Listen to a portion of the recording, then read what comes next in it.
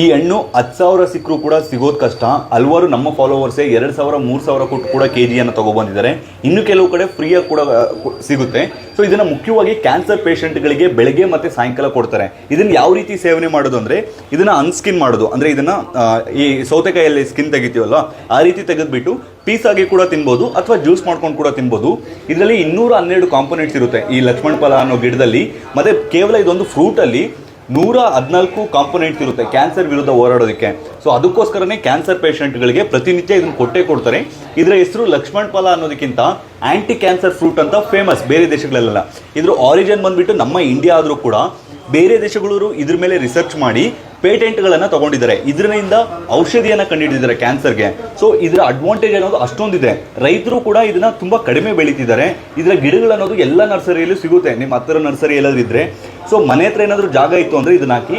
ಮತ್ತು ಟೆರ್ರಸ್ ಗಾರ್ಡನಿಂಗಲ್ಲೂ ಕೂಡ ಇದನ್ನು ಬೆಳಿಬೋದು. ಅಂದರೆ ಒಂದು ದೊಡ್ಡ ಪಾಟ್, ಅದೇ ಬಿಸ್ಲರಿ ಕ್ಯಾನ್ ಕಟ್ ಮಾಡೋದು ಅಥವಾ ಚಿಕ್ಕ ಡ್ರಮ್ ಬರುತ್ತಲ್ವಾ ಅದರಲ್ಲಿ ಇದನ್ನು ಬೆಳಿಬೋದು. ಸೊ ನೀವು ವಾರಕ್ಕೋ 2 ವಾರಕ್ಕೋ ಒಂದ್ಸಲ ಇದನ್ನು ತಿನ್ನೋದ್ರಿಂದ, ಒಂದು ಪೀಸು ಅಥವಾ 2 ಪೀಸ್ ತಿನ್ನೋದ್ರಿಂದ ನಿಮ್ಗೆ ಯಾವುದೇ ಕಾರಣಕ್ಕೂ ಕ್ಯಾನ್ಸರ್ ಬರೋದಿಲ್ಲ. ಸೈಂಟಿಫಿಕಲಿ ಪ್ರೂವ್ನ್ 3 ಮತ್ತು 4ನೇ ಸ್ಟೇಜಲ್ಲಿ ಇರೋರು ಕೂಡ ಇದನ್ನ ಪ್ರತಿನಿತ್ಯ ಸೇವನೆ ಮಾಡೋದ್ರಿಂದ ಬೆಳಗ್ಗೆ ಒಂದ್ಸಲ ಸಾಯಂಕಾಲ ಒಂದ್ಸಲ, ಸೊ ಅವ್ರಿಗೆ ಸೆಕೆಂಡ್ ಸ್ಟೇಜ್ ಕ್ಯಾನ್ಸರ್ ಬಂದಿದೆ. ಫಸ್ಟ್ ಸ್ಟೇಜ್ ಯಾರ್ಯಾರು ಕ್ಯಾನ್ಸರ್ ಇತ್ತು ಅವರೆಲ್ಲ ಇದನ್ನ ಸೇವನೆ ಮಾಡೋದ್ರಿಂದ ಅವರಿಗೆ 0 ಆಗಿದೆ, ಅಂದರೆ ಕ್ಯಾನ್ಸರೇ ಇಲ್ಲದೆ ಇರೋಂಗಾಗಿದೆ. ಅಷ್ಟು ರೋಗ ನಿರೋಧಕ ಶಕ್ತಿ, ಕ್ಯಾನ್ಸರ್ ವಿರುದ್ಧ ಹೋರಾಡೋದಕ್ಕೆ ಇದು ಶಕ್ತಿ ಇದೆ.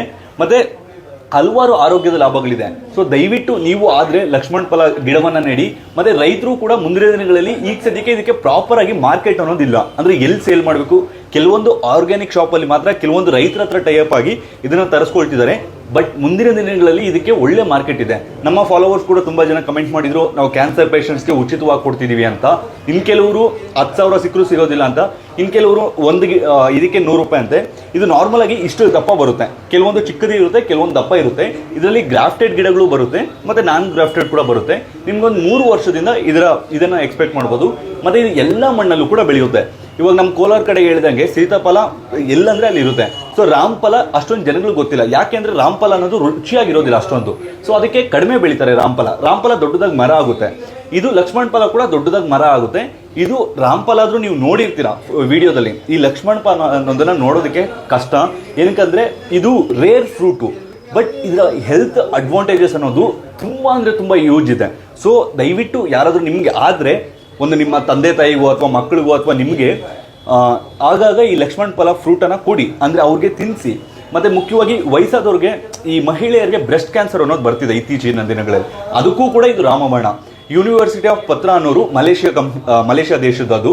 ಸೊ ಅವರು ಪ್ರೂವ್ ಮಾಡಿದ್ದಾರೆ ಇದನ್ನು ತಿನ್ನೋದ್ರಿಂದ ಪ್ರತಿನಿತ್ಯ ಬ್ರೆಸ್ಟ್ ಕ್ಯಾನ್ಸರ್ ಅನ್ನೋದು ಕ್ಯೂರ್ ಆಗುತ್ತೆ ಅಂತ.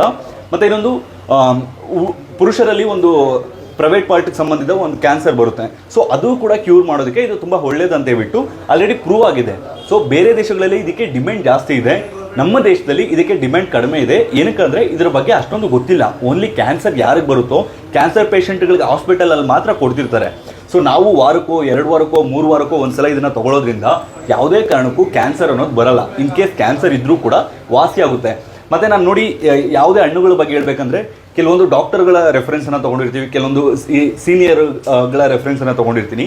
ನಾನು ಯಾವತ್ತೇ ಆಗಲಿ ಹಣ್ಣುಗಳನ್ನೇ ತಿನ್ನಿ ಅಂತ ಹೇಳ್ತೀನಿ ಹೊರತು ಸ್ವೀಟ್ ಆಗಲಿ ಅಥವಾ ಆಯಿಲ್ ಫುಡ್ ಆಗಲಿ ನಾನು ಸಜೆಸ್ಟ್ ಮಾಡೋದಿಲ್ಲ. ಇನ್ ಕೇಸ್ ಯಾವುದಾದ್ರು ಪ್ರಮೋಷನ್ ಮಾಡಿದ್ರೆ ನಮ್ಮ ಸ್ನೇಹಿತರದ್ದು ಅವ್ರದ್ದು ಅದು ಪ್ರಮೋಷನ್ ಬೇರೆ ರೀತಿ. ಆದರೆ ನನ್ನ 90% ವೀಡಿಯೋಗಳು ಬಂದುಬಿಟ್ಟು ಯಾವುದೇ ಕಾರಣಕ್ಕೂ ಹಣ್ಣುಗಳು ಬಿಟ್ಟು ಬೇರೆ ಇರಲ್ಲ. ಅಂದರೆ ವ್ಯವಸಾಯ, ಅದರಲ್ಲೂ ಕೂಡ ಸಾವಯವ ಕೃಷಿ ಬಗ್ಗೆ ನಿಮಗೆ ಮಾಹಿತಿ ತಿಳಿಸ್ಕೊಡ್ಬೇಕಂತ ನನ್ನ ಗುರುಗಳು ಸುಭಾಷ್ ಪಾಲೇಕರ್ ಮತ್ತು ವರ್ತೂರ್ ನಾರಾಯಣ ರೆಡ್ಡಿ ಅವರಂತ ಅವರೆಲ್ಲ ಹೇಳ್ಕೊಟ್ಟಿರುವಂಥ ವಿದ್ಯೆ ಇದು. ಅಂದರೆ ಅವರು ಹೇಳ್ಕೊಟ್ಟಿರೋದನ್ನ ನಾನು ನಿಮ್ಗೆ ಸ್ವಲ್ಪ ತಿಳಿಸ್ಕೊಡ್ತಿದ್ದೀನಿ. ಸೊ ದಯವಿಟ್ಟು ಈ ವಿಡಿಯೋನ ಎಷ್ಟಾಗುತ್ತೋ ಅಷ್ಟು ಶೇರ್ ಮಾಡಿ ಎಲ್ಲರಿಗೂ. ಧನ್ಯವಾದಗಳು.